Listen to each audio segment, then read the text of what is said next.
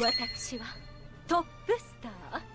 そう、戦いの中でも舞台の上でも最も輝いているのですわ。ごめん遊ばせ。私は誰もが注目する女神ですのよ。Hey everyone, this is Nitro. So, in this video, I am going to be talking about the Sakura Wars character, Sumire Kanzaki, who is the arrogant and conceited Ojo-san of Kanzaki Heavy Industries, and a member of the Teikoku Kagekidan Hanagumi alongside Sakura. So, in Langrisser, Sumire is considered the worst Sakura Wars character because of two reasons. Well, granted, first of all, there is only 3 Sakura War characters in the first place, but the reason she's considered the worst of the 3 is because, first, her soldiers need to be dead for her to truly shine. And unless you have Angelica deployed along with Sumire, it can be very tough to have her soldiers die while she lives. The second reason she's considered the worst character of the bunch is because many of her skills add fixed damage effects. But there's actually a lot of immunities to fixed damage in this game, and they're becoming more and more common. For example, Imelda offers immunity to fixed damage, so does Chloe.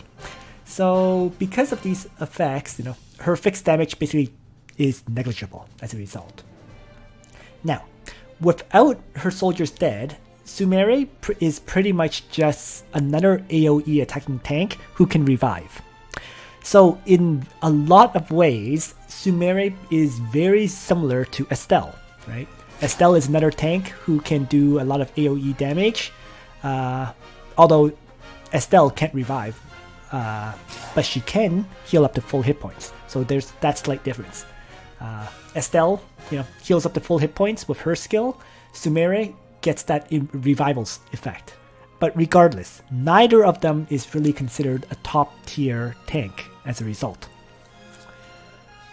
Alright, so with that said, let's first mention that because she is a crossover character, she doesn't need anyone to unlock her 4th or 5th bond. So once again, as long as you put 2 runestones into her, get access to both of her top classes, which is Sumire Kobu and Top Star, she will have access to her 4th and 5th bond. Next, let's talk about her talent. And her talent has 2 effects. First of all, when using a normal attack, hero's range increases by 1. It's important to note that this effect does not apply on her soldiers, so it only applies to herself, getting that 2 range. And second effect of her talent is that when every time a soldier is damaged, gain plus 1% attack and skill. Okay, this is actually slightly inaccurate. It should actually be for every soldier loss, attack and skill is increased by a certain percentage. Okay. It's 1% at 3 stars, 2% at 4 stars, 3% at 5 stars, and 4% at 6 stars. Now, keep in mind that when you go into the battlefield, every hero has 10 soldiers along with themselves.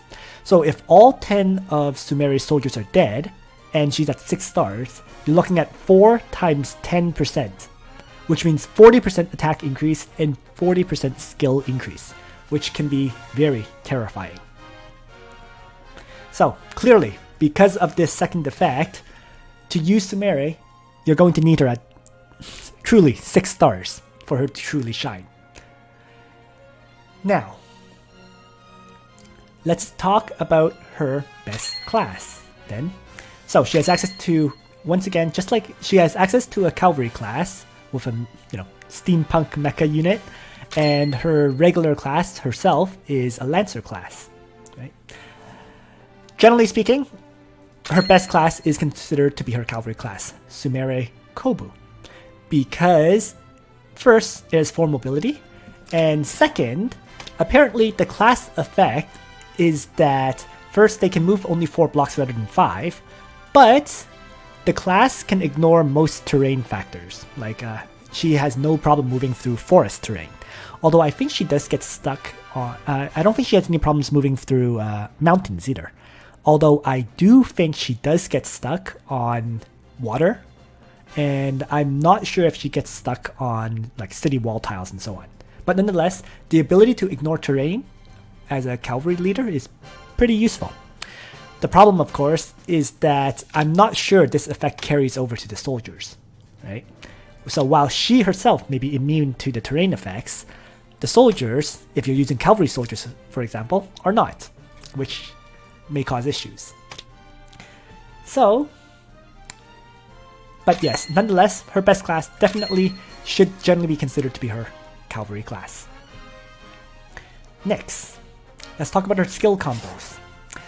In general, her skill combos are, she only really has two, okay? She only has one single target strike, which is Armor Pierce. The rest of her skills are, for example, she has Strike, she has a AoE attack, a ring attack skill, Butterfly Dance, with 1 ring radius, and she has Phoenix Dance with a 2 ring radius. So one single target strike skill, 2 ring attack skills, and strike is what really defines her skills. So as a result, in general, for the 1-point skill, you choose counterattack, right? Because that way you can take physical damage for adjacent allies, and when attacked, your attack increases by 12%, doing more damage to the enemies. So that's generally her 1-point skill. As for the 2-point skills, the two choices are to bring Strike with Phoenix Dance, or you bring Phoenix Dance with Butterfly Dance. So 2 AoE attacks, or a mobility buffing one, and then an AoE blast. Either or, right? Phoenix Dance is really her defining skill because it's the skill that gives her the Lance Phalanx effect, allowing her to guard physical attacks within 2 blocks, and also gives Barb's effect. So there's the first fixed damage thing I mentioned. The second fixed damage effect is from her Butterfly Dance, where enemies get the bleed effect, just like Sakura, right? So after moving on your next turn, they take fixed damage equals to 2 times the attacker's attack value, and it lasts 2 turns. So it's an effect that really needs to be dispelled unless your characters are immune to fixed damage. Alright, so with her skills covered, let's talk about her soldiers and the hero boosts specifically. So the soldier boost starts off as you see right now. 10% hit points, 10% attack, 10% defense. Her third bond boosts hit points and defense. So her final soldier stats are 35% hit point increase, 20% attack increase, 35% defense increase, and 10% magic defense increase. So very much tanky soldier boost, right? Yes, it could be 40-40 as opposed to, losing 5% of each, but the 5% is ultimately, I think, a bit negligible. It's enough to be a tanky soldier boost, right? So her soldiers from the training ground are the 3 that you see here: Sky Archers, Templar Knights, and Amazon Champions. In general, the soldiers you want to use on her, frankly speaking, you don't really want to develop additional soldiers. That's what I feel. Templar Knights are only boosted against demons, which is kind of garbage. Amazon Champions, well, they only have 1 range, right? And so they're kind of meh as well, because when you are attacking with Sumire, remember, she has 2 range with a normal attack. So, as a result, by process of elimination really, her best soldier, believe it or not, is the Sky Archer, because they have 2 range, meaning when she does a regular attack, the Sky Archers will also participate. Right? And in addition, the Sky Archers are reasonably easy to kill. Meaning, if they're killed and Sumire lives, she can start actually using her AoE blasts, right, with the 40% attack and skill increase. So that's what makes Sky Archers her best soldier, which is really weird, but it is. Other than Sky Archers, she can also choose to use Phalanx Soldiers, which you probably have leveled up already, right? If you're playing Empire Strategist Dark though, you might have Stone Colossus leveled up rather than Phalanx, which she can use as well. And yeah, so you know, Templar Knights I definitely wouldn't level. Amazon Champions could be leveled, but it's kind of iffy there. And I mean, Guardian Cavalry, I don't know anyone who has Guardian Cavalry leveled up either. So that's why she's not likely to use her Cavalry Soldiers. You're probably going to use either Sky Archer or Phalanx, or potentially Stone Colossus. Alright, so moving on, we're going to talk about equipment for Sumire. And the key thing about Sumire is that her AoE attacks have 2 ring and a mere 1 ring. As a result of that, it makes her equipment choices pretty obvious, right?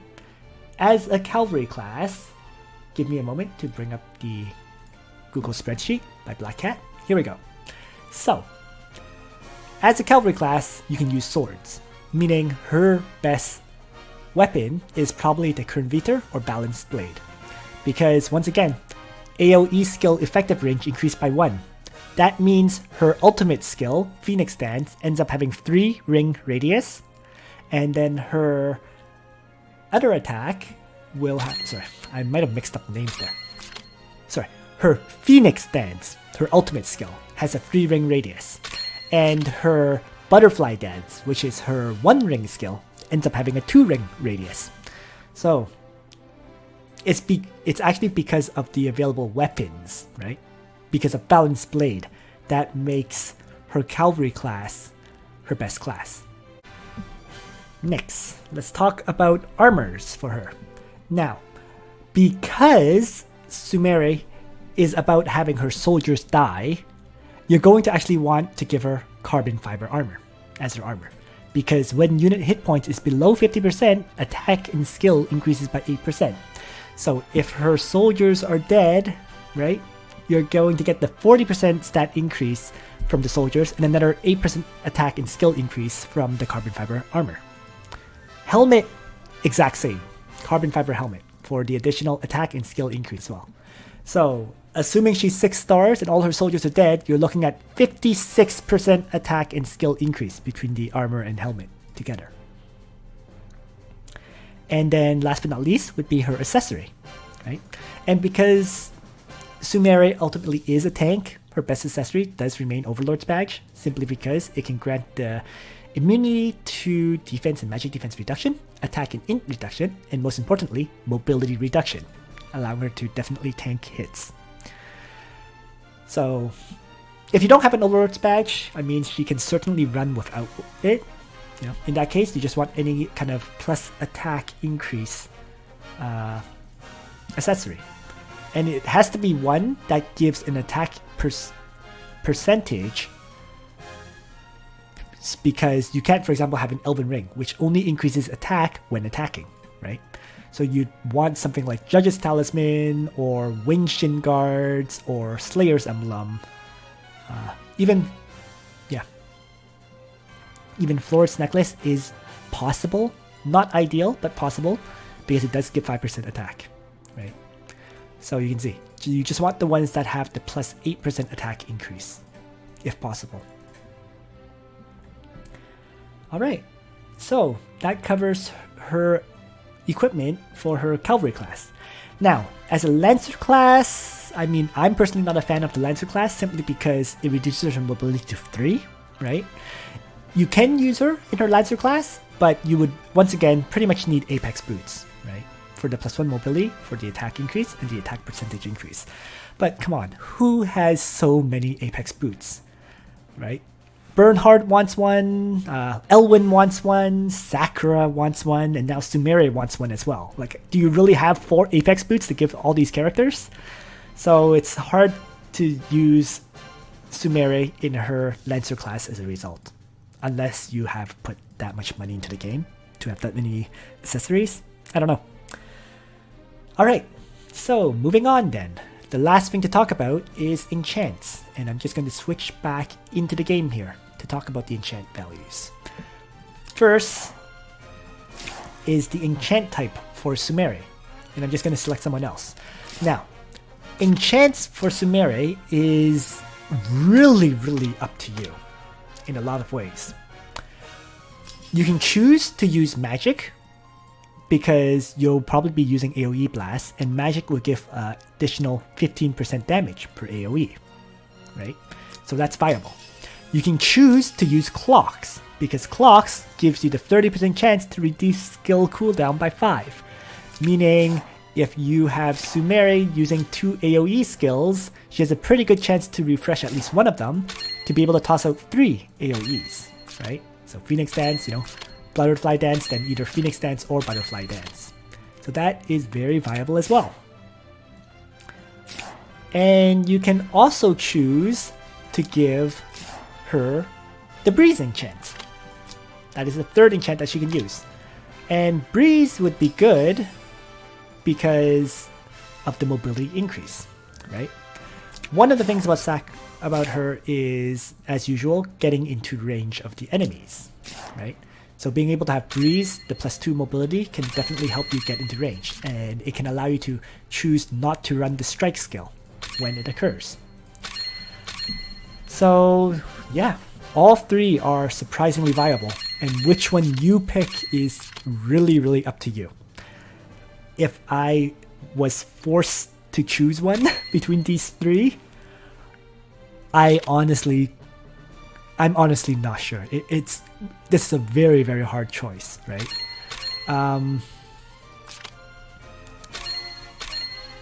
Because each of those are better in different scenarios, honestly speaking. I would say Breeze is probably the least useful for her overall, given out of the 3 options. I mean, she's one of the characters that can charge up ahead, and because of the revive coming back to life, it kind of works for her, right? The suicide charge thing. So that's why I'm struggling to come up with deciding what her best enchant is. All 3 are viable: magic, breeze, or clocks, right? Clocks allows you to keep throwing out AoEs as long as she's alive. Breeze allows her to get in close early on, and Breeze also increases damage dealt by 10%, right? So it's a nice damage increase too. And magic allows her to hit harder. So yeah, up to you. I mean, because magic, you're looking at 5. So magic offers the most damage, but keep in mind that it is 5% attack increase, and then a 15% increase here, right?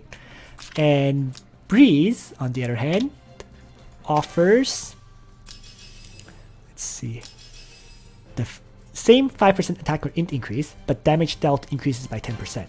So it does offer a reasonably, you're losing 5% less damage for that additional mobility buff, right? So that's the hard choice here. And then clocks, of course, is about continuous skill usage, but you do less damage per skill. Of course, once you get clocks to activate, you're going to do more damage overall. So yeah, up to you to choose. I truly can't make a decision for you there. As for the enchant values, it's pretty much as usual.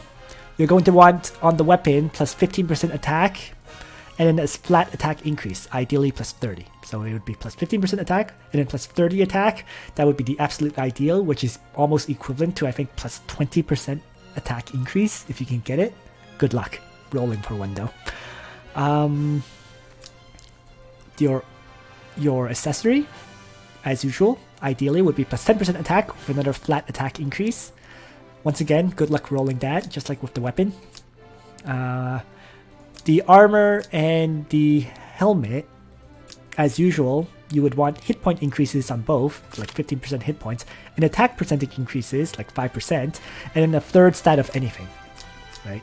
So those are, as usual, the ideal enchants. Realistically, what you would probably end up having is plus 15% attack here with maybe a flat attack increase, plus 10% attack increase on the accessory, and then plus 15% hit point increases on both, or 5% attack increase with, like, let's say 10% hit points, right? So that's what you would be looking for these items. Alright, so that is everything about Sumire. So, in conclusion, once again, I think she is considered the worst Sakura Wars character for good reason. In large part, it's because it's very hard to have a character survive with all the soldiers dead, so that they can do AOE blast with the plus 40% attack and skill increase. Right? That can definitely be a challenge to do. If it does happen, you're gonna dominate. But whether you can get that to happen is very, very rare. The easiest way to make it happen is if you have Angelica deployed along with Sumire, because Angelica's ready to go summon will wipe out all of the target soldiers and summon a unit that has the same stats as the soldiers, right? So if you have them together, Angelica uses this skill. Then Sumire will have all her soldiers dead, meaning she has plus 56% attack and skill, and her AoEs will rip up the enemies as a result. Alright, so that concludes this video. Thanks for watching, everyone. I hope you found this information useful. And on that note, Nitro out.